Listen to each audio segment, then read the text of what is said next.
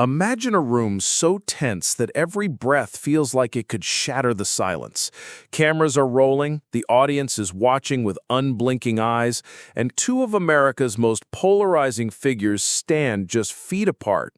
On one side, Donald Trump, red-faced, finger jabbing through the air, his voice booming with the kind of anger designed to dominate and intimidate. And on the other, Barack Obama, calm, measured, and quietly holding the weight of his legacy. Then it happens. Trump snaps. His voice echoes through the hall as he points at Obama and yells, "Get out!" Gasps ripple across the room. Journalists scramble to capture the moment. This isn't just political theater anymore. This is personal.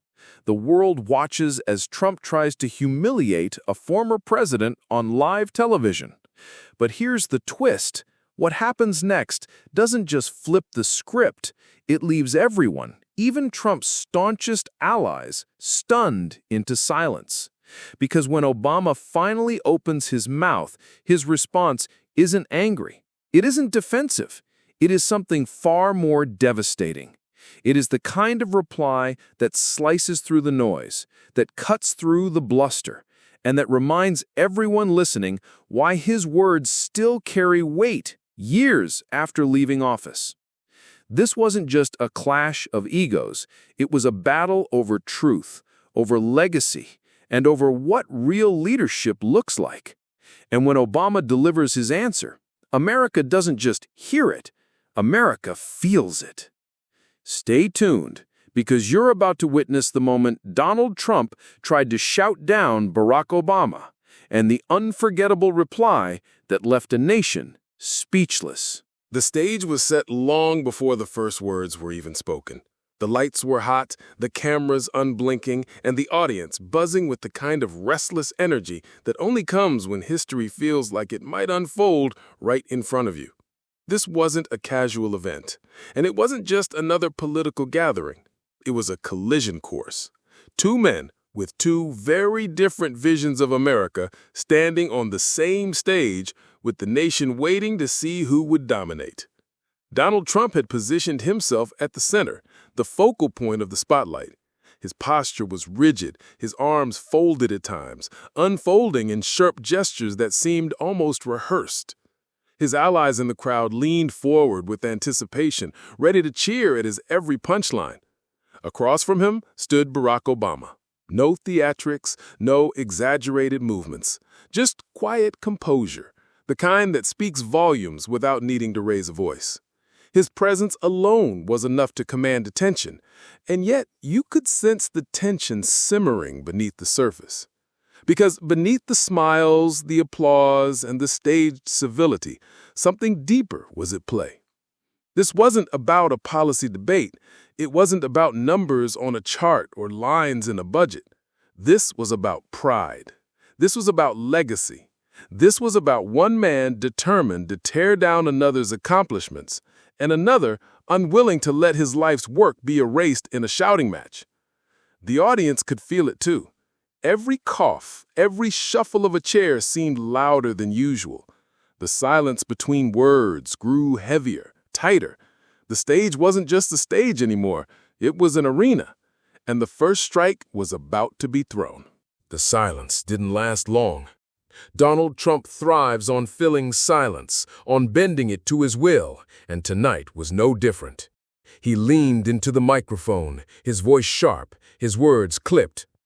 "Barack Obama," he began, drawing out the name with deliberate disdain, "is the single biggest failure this country has ever seen." The words landed like a hammer blow. A murmur rippled across the room, part shock, part expectation. Everyone knew Trump had come here to attack, but no one knew just how far he'd take it. He pressed on, louder this time, his body language growing more animated. When he was in office, he weakened America. He made us look weak to the world. He gutted our economy, he left our borders wide open, and he did nothing, absolutely nothing, to make this country strong again. The accusations came one after another, like arrows launched without pause. His tone wasn't measured. It was designed to overwhelm, to dominate, to drown out any thought of rebuttal. Each insult drew scattered applause from his supporters, their cheers cutting through the uneasy quiet of the rest of the audience. And then came the escalation. Trump leaned forward, pointing directly at Obama, his finger jabbing through the air as though he could push him back with nothing but raw force. His voice rose, echoing through the hall. "You don't belong here. You should leave. You should get out right now."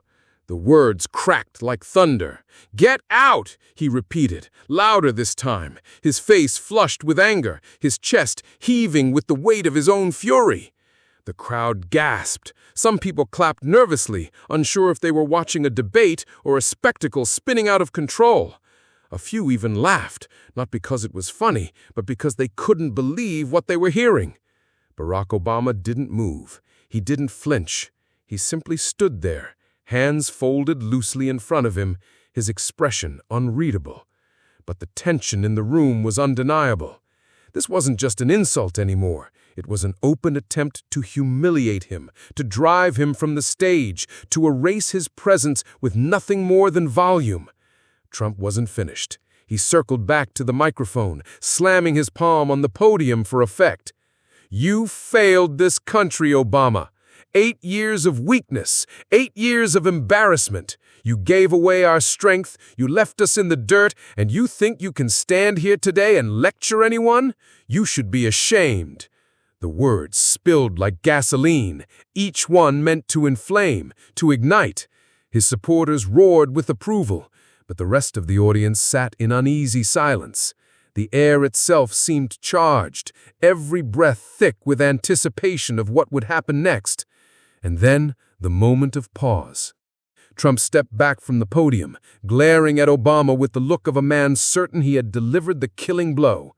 The silence that followed wasn't peaceful. It was suffocating, like the stillness before a storm. Everyone in the room knew this was the moment that would define the night. Would Obama retreat? Would he lash out?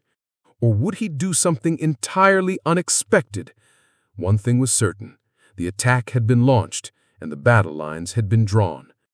Trump had thrown down the gauntlet, yelling at Obama to get out in front of millions. And now, all eyes turned to the man who had been targeted, waiting to see if he would crumble under the weight of the insults or rise above them in a way no one saw coming. For a moment, it seemed as though Trump had the upper hand. His words still hung in the air, jagged and heavy, his supporters' cheers echoing through the hall. The insult had been thrown like a weapon, and the silence that followed was almost an invitation, daring Obama to break it. And then, quietly but unmistakably, Barack Obama stepped forward. He didn't raise his voice, he didn't slam the podium. He simply leaned into the microphone, his tone calm, steady, and composed, the kind of voice that didn't need volume to command attention. "Mr. Trump," he began, pausing just long enough to let the weight of his words sink in, "you can shout as loud as you want, but shouting doesn't change the truth." The room shifted. You could feel it. The air itself seemed to lighten, as if the audience collectively realized they were about to witness something extraordinary. The cheers of Trump's allies faltered into uneasy silence. Even the cameras seemed to draw closer, waiting for Obama's next words. He continued, measured and deliberate. "When I took office, this nation was on the brink of collapse. We were losing jobs by the millions. Our economy was in freefall. Our people were hurting. And together, not alone, but together, we turned it around." There it was, the ripple effect. Heads nodding in the crowd, small bursts of applause, a shift from the chaos of Trump's accusations to the clarity of Obama's steady hand.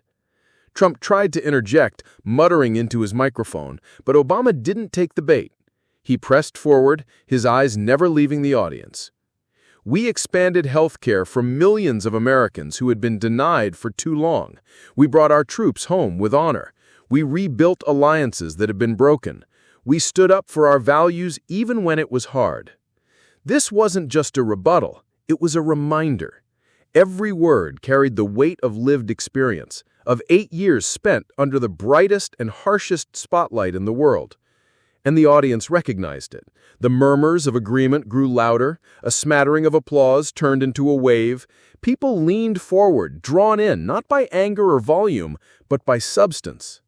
Finally, Obama turned, not to the crowd, but directly to Trump. His voice sharpened, but only slightly, enough to cut through the noise without losing composure.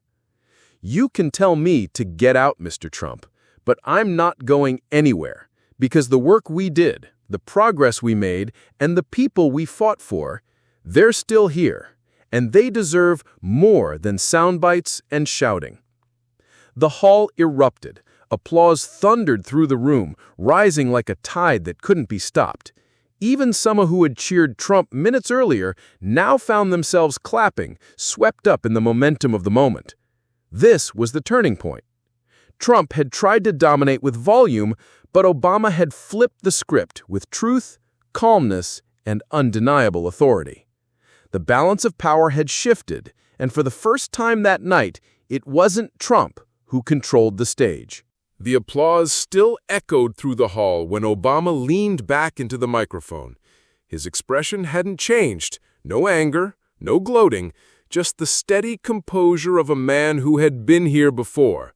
If Trump thought his accusations would rattle him, what came next proved the opposite. "Let's be clear," Obama began, his voice steady but resonant. "When I took office in 2009, this country was facing the worst economic crisis since the Great Depression. Families were losing their homes. Parents were wondering how they'd put food on the table. Businesses were shutting their doors every single day." He paused, letting the weight of those memories linger in the minds of everyone listening.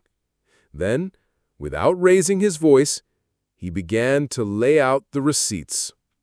"And yet, by the time I left office, America had seen 75 straight months of job growth.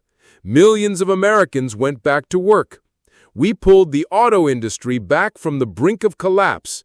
And we didn't just save jobs, we saved entire communities that depended on them."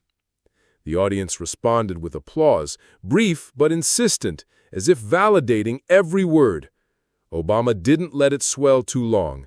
He pressed forward, every sentence landing like another brick in the wall of his defense. "Healthcare, something Mr. Trump says I did nothing about. Well, let me tell you about the 20 million Americans who, for the first time in their lives, could see a doctor, afford medication, or protect their families because of the Affordable Care Act. Parents who could finally cover a child with pre-existing conditions. Young people who could stay on their parents' insurance while they got their start in life. That's not weakness, that's progress." The room erupted again. Even those who had been silent during Trump's tirade now joined in, clapping with conviction. Obama shifted, his voice softening as he turned to stories rather than statistics. "I've met those families. I've held the hands of parents who told me they slept easier at night because they didn't have to choose between paying the rent or taking their child to the hospital. I've spoken to veterans who finally got the care they deserved after serving this country with honor. Those are the people I think about when I hear someone dismiss 8 years of work as nothing." The tone grew sharper, not out of anger, but conviction. "And let's not forget foreign policy. We rebuilt relationships with our allies, relationships that keep America safer today. We led the mission that brought justice to Osama bin Laden, a mission that took courage, patience, and unity at the highest levels of government. That wasn't weakness, that was strength." By now, Trump's earlier words, failure, weakness, get out, seemed to dissolve under the weight of Obama's evidence. The contrast was glaring. Anger and volume versus calm facts and lived experience. Obama leaned in slightly, his voice lowering, forcing the audience to lean in as well. "You can disagree with my policies. You can argue about decisions I made. That's part of democracy. But what you cannot do, what you will not do, is erase the hard work, the progress, and the lives touched during those 8 years. That history is written. Those people are real, and those results speak for themselves. The applause this time wasn't just supportive, it was thunderous. People rose to their feet, clapping, cheering, some even shouting, "Yes," from the back rows. The shift was undeniable. Trump had tried to reduce Obama's legacy to nothing more than a soundbite, but Obama had responded with substance, stories, and proof.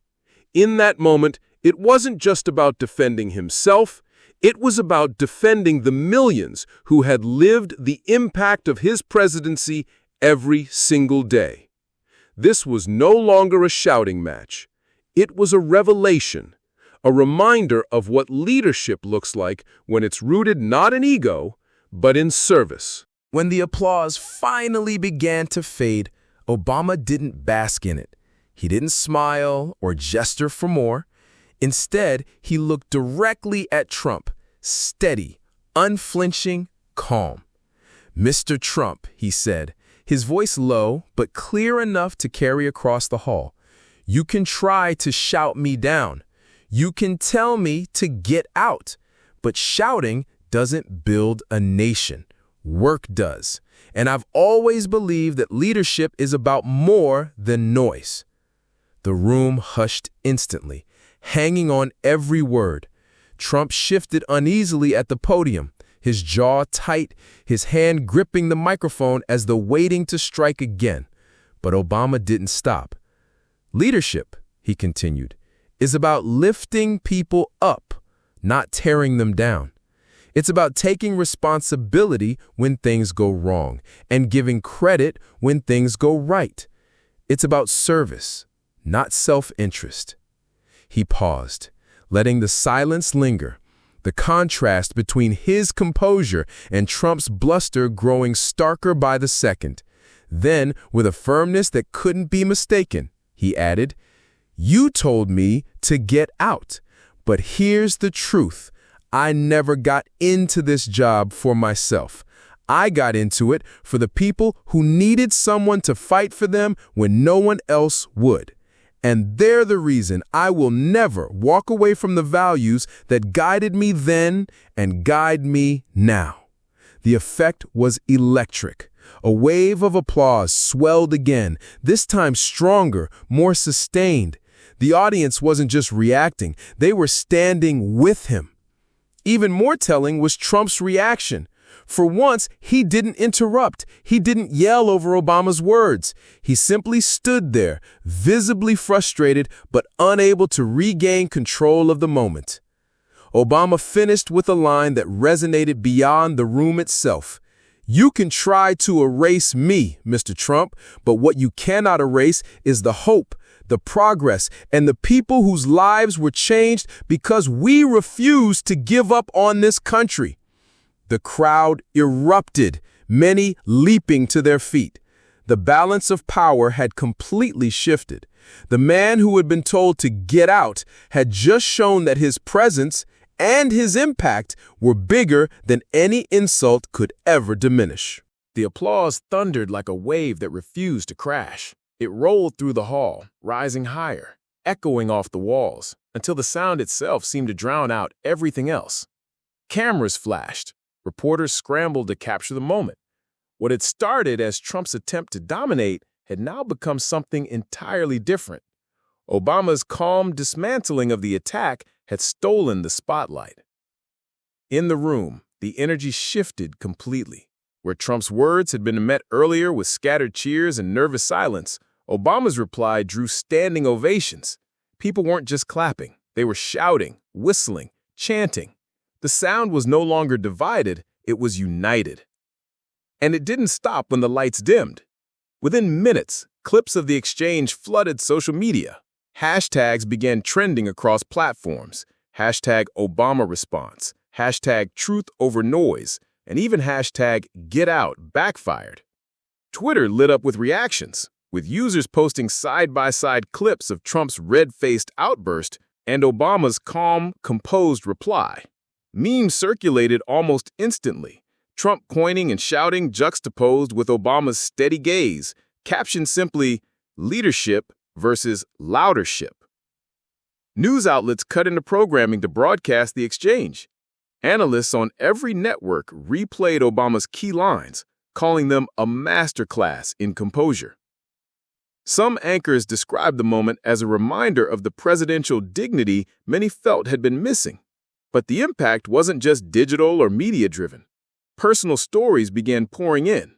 Parents shared posts about how the Affordable Care Act had saved their children's lives. Veterans uploaded videos thanking Obama for his service to them, pointing out that his words weren't just rhetoric, they reflected real changes in their lives. Teachers, small business owners, and healthcare workers all chimed in, reinforcing the very evidence Obama had laid out on stage. Yet, as expected, the backlash came too. Trump's most loyal supporters doubled down online, calling Obama's speech grandstanding and labeling the audience response as rigged. Right-wing commentators insisted that Obama dodged Trump's real questions, even though most observers recognized that Trump hadn't asked questions at all, only hurled insults. But the volume of the backlash was noticeably quieter compared to the roar of support. For every critical post, there were dozens more praising Obama's poise and truth. Even some conservative commentators admitted regretful respect, noting that Obama reminded people why he was so effective on the stage. Obama himself didn't immediately address the viral storm. While Trump continued ranting online, posting all-caps tweets late into the night, Obama remained silent for several hours. His silence in itself became a statement. It allowed his words from the stage to stand on their own, unchallenged, echoing without dilution. When he did respond, it was with characteristic humility. In a short message shared the next day, he wrote, "Leadership is never about who can yell the loudest. It's about who can lift others up the most. Grateful for all who continue that work, in big ways and small." The post went viral, garnering millions of likes and shares within hours. For many, it was a reminder that Obama's strength wasn't in chasing headlines, but in centering the bigger picture. And that, perhaps, was the true impact of the moment. Trump's attempt to embarrass his predecessor had backfired spectacularly. Instead of diminishing Obama, it reignited a sense of appreciation for his leadership. Instead of silencing him, it amplified his voice across the country once again. The confrontation had ended on stage, but its ripple effects were just beginning. For millions watching, both in the room and across the nation, it became more than a political spat. It became a symbol of two contrasting styles of leadership, one driven by anger and the other by substance. And in that contrast, the choice felt clearer than ever. When the echoes of that night finally faded, what remained was not just a memory of a heated exchange, but a reminder of something much larger. This wasn't about one man yelling or another calmly responding.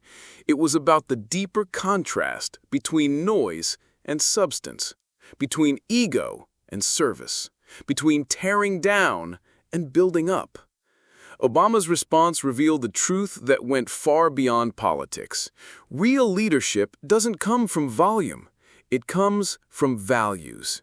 It's not measured in decibels, but in dedication. Anyone can raise their voice, but not everyone can raise a nation.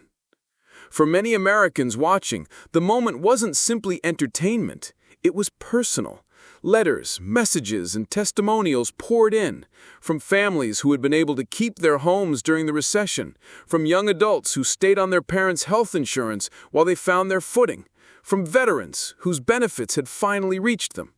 To these people, Obama's words weren't abstract. They were lived experience. And that was the deeper message. When someone tries to erase your work or reduce your effort to nothing with a single insult, the truth still speaks. Preparation, persistence, and results can outlast even the loudest attempts at dismissal. the lesson resonated beyond politics. In workplaces, in classrooms, in families, people know what it feels like to be underestimated, shouted down, or told they don't belong. Obama's calm refusal to be erased became more than a defense of his presidency. It became a universal example of how to stand firm when others try to silence you. In the end, the significance of the exchange wasn't that Trump yelled, "Get out!" It was that Obama showed why he never could. His presence, his work, his legacy, and the lives touched by it were bigger than any insult. And that's the lasting takeaway. When faced with noise, stand with truth. When challenged with anger, answer with clarity. Because the world remembers not who shouted the loudest, but who stood the strongest. So, what do we take away from a moment like this? It wasn't just a clash of personalities. It wasn't simply a viral soundbite. What we witnessed was a vivid lesson in the power of composure over chaos, of truth over noise. Donald Trump tried to shout Barack Obama out of the room, and instead, Obama reminded everyone why presence, preparation, and purpose can never be shouted down. And that lesson doesn't just belong on a political stage. It belongs in our daily lives. How many times have you faced someone trying to talk over you, dismiss your work, or make you feel small? How many times has noise tried to replace your effort, your dedication, your truth? In that moment on stage, Obama gave us more than a response to Trump. He gave us a model for what to do when we're underestimated or shouted down. Stand firm, let your work speak, and refuse to let anyone erase the truth of what you've built. That's the challenge I want to leave with you today. The next time you're faced with someone trying to silence you, don't meet noise with more noise. Meet it with clarity. Meet it with substance. Meet it with the quiet strength that doesn't just win the moment, it lasts far beyond it. Because here's the reality. Shouting fades, but impact lasts. And if this moment inspired you, if it reminded you of the kind of leadership, resilience, and courage we need more of, then let's keep building a space for these stories together. On this channel, we're not just about headlines. We're about digging deeper, pulling out the lessons, and connecting them to the way we live, lead, and stand up for what matters. So here's what you can do right now.